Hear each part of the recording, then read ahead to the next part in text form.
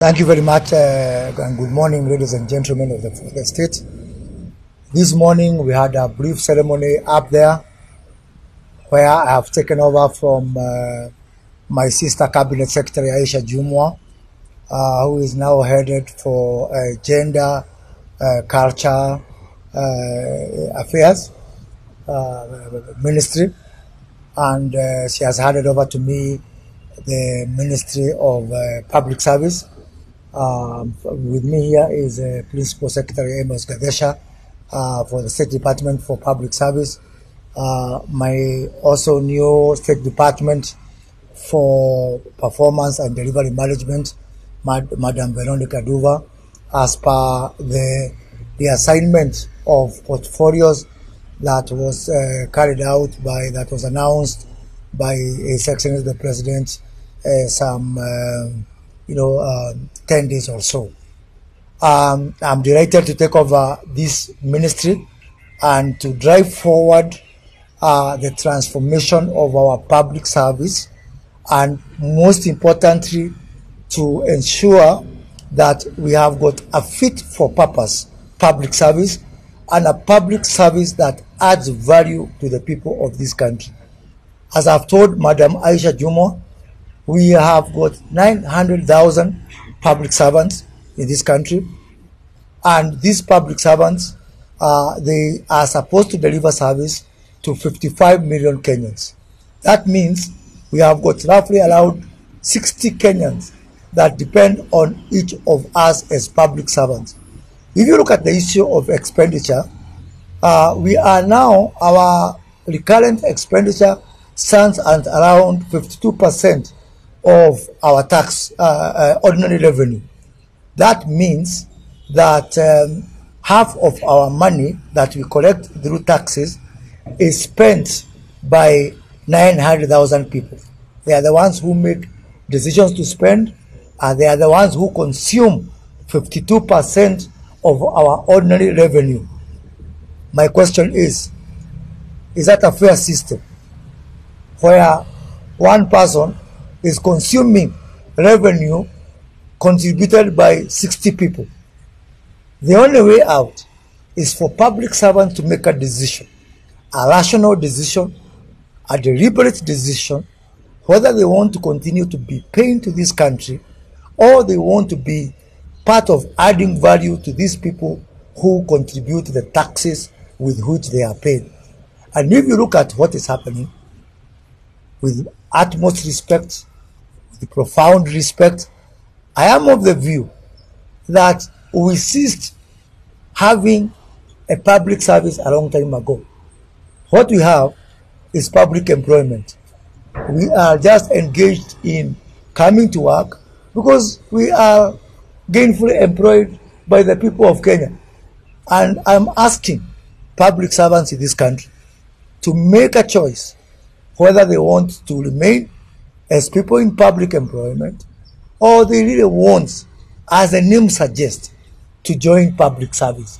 So I'm asking all these wadosi you see here to transition from being in public employment to being in public service. And being in public service entails a lot. You have to do more than work. I'm finding nowadays, I thought this is a culture that is there with the people who have been in the public service for a long time. But even people, young people, leaving colleges, who find themselves with that privilege of working in the public service, getting into the same bandwagon of hanging their jackets in the offices, of just doing what is, the hours required of them. People are not going even one extra mile to work for these people, for the great people of this country. And being in public service is a very big privilege and honor that needs to be reciprocated by people who are enjoying that privilege and deliver more than a job to people who are paying taxes. 52% of taxes that are consumed by these 900,000 people. We really, truly owe the people of this country much more. I'm aware that President Kibaki, the late Kibaki, in his first government, attempted to reform the public service. That effort was abandoned somewhere, midstream, and I intend to pick from where President Kibaki left it by carrying out, a process-based reform of the public service to ensure that we have got a public service that is agile, that is nimble, that is fit for purpose, and that is value-adding to the people of this country. With me here also is a team from several departments. We have got the Director General of the National Youth Service. And let me take this opportunity, although I'll be visiting the NYS next week, and I'll make much more specific pronouncements on the way forward on the National Youth Service. But if you are a young person in this country, my simple advice is don't look for those other lofty jobs you're looking there. The National Youth Service will be the engine of transforming this country. It will be the engine of growing this country. It will be the engine with which the government of President Ruto is going to use to wake up our agriculture, to revive our manufacturing, to inculcate a culture of service that is based on patriotism and love for this country. We are going to transform radically the National Youth Service, and I can assure you that if you are not in the National Youth Service, you need to think twice. Gone are the days now when National Youth Service was for people who don't have anything else to do in life. We want to use the National Youth Service as a tool of hope, as a tool for intervention in various sectors in this country, so that we can be able to move forward and move our country forward. You all know the big problem we have in this country of unemployment. It is a national disaster. It is a catastrophe. We cannot do things the same way again and again and expect different results. And in 2015, with the first vision that was announced for the National Youth Service by the previous government, unfortunately, when the NYS had some problems, the whole even withdrew away the baby with the bathwater. We now want to separate, and the bathwater aside and the baby aside, go back to the basics, go back to the factory settings, and ask ourselves, how can we be able to make the National Youth Service a major contributor in driving this country forward? In the same manner that we are going to address our Kenya School of Government, you can also expect some major transformation in the Kenya School of Government to assist the country in areas which we don't understand, which are not historically part of our forte, areas like climate change, areas like green finance. And I've had a discussion with Dr. Udeki Cheya, who is a Director General there, that he needs to get ready to do some major transformation of that institution. And actually, it is my view and my hope and my determination that the Kenya School of Government will also be our tool for widening our influence, especially around Africa, by not just being the Kenya School of Government, but also by being the Africa School of Government, so that we can be able to train people from Egypt, from Morocco, from Nigeria, from South Africa, and showcase that the best place you can be able to learn about government is actually in the Kenya School of Government, which I hope some years down the line will truly be transformed into an Africa School of Government. Huduma centers is another area that I want to keep a very close eye on. As you know, Huduma is a very popular facility for most Kenyans. I don't know, you are doing how many transactions? 50,000 every per day. 60,000 transactions every day. And we're only talking about 58 transactions. So what we want to do, 52 centers. What we want to do, I want to have a discussion with the Postal Corporation of Kenya, and we have got around 893 post offices. What we are going to do is ensure that everywhere there's a post office, it's also a Huduma center, because clearly Kenyans have shown that they have got faith and confidence in Huduma centers.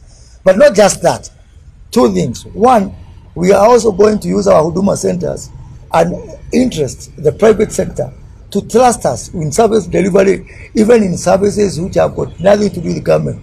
Because clearly, if this is one area where the public sector is doing much better than even the private sector, and so why not offer our services even for the private sector? His Excellency the President has challenged us on the issue of sustainability, on the issue of not just depending on exchequer, and my first area of that endeavor is to ensure that Huduma centers do not depend on money from the exchequer. We generate our own revenue, and I'm going to also to have a discussion with the consumer department within government. People like immigration, driving license, and all this. For so long, you've been enjoying this service without paying. Now there's no more free lunch. Yeah, you have to pay for it. We are going to introduce a fee for service, even for government services, for private sector services, to support our national e-commerce, because Huduma Center can really be the backbone of our national e-commerce initiatives. Let me turn also to my new state department, the State Department for Public Service and Delivery Management. And, let me say this. Some times back, and I was part of the political system, when there was an outcry about the way government is delivering, a lot of what I call boyfriend, girlfriend, letter writing to each other within government. People writing from this desk to that desk, as if desks are human.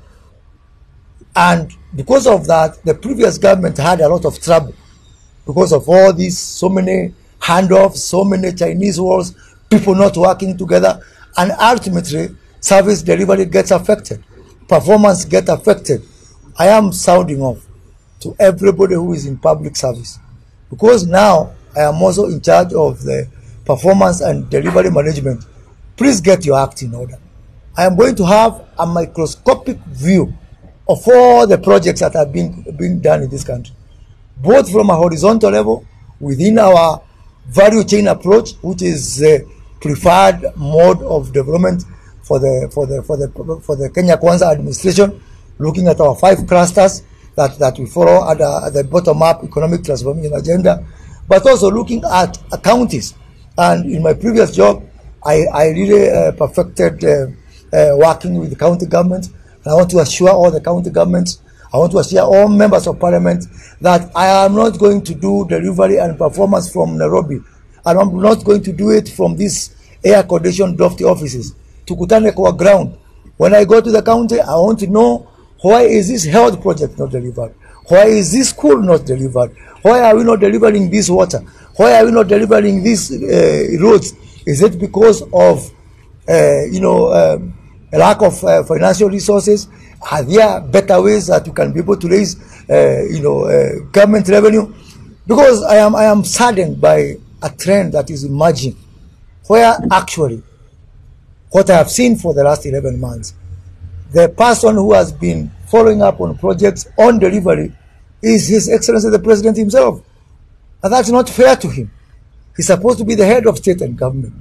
We cannot leave the task of ensuring that you are delivering, that you are performing, that you are living up to the commitment that you have made to these people, to the President.